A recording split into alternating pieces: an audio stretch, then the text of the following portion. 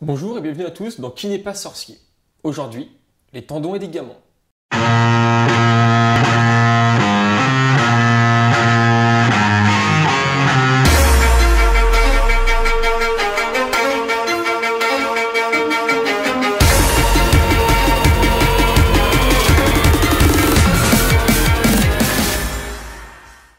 Les tendons et ligaments ont pour fonction commune de recouvrir, connecter et stabiliser les articulations.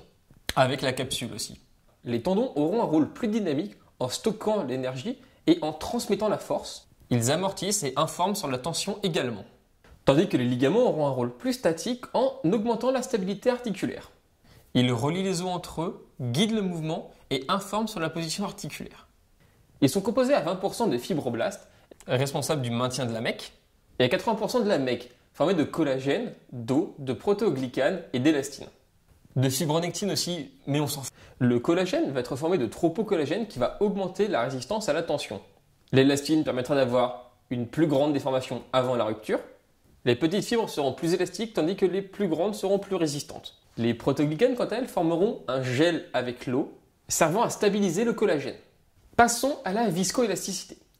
Jusqu'à 1,5%, le collagène n'est pas tendu.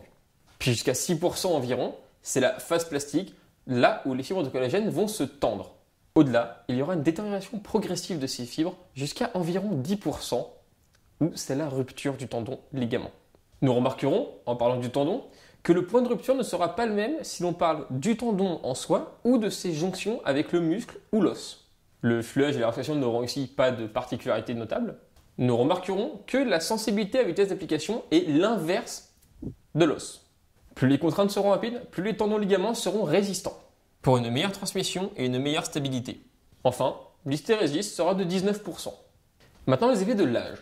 En vieillissant, il y aura une diminution de la résistance max, du volume et de la raideur.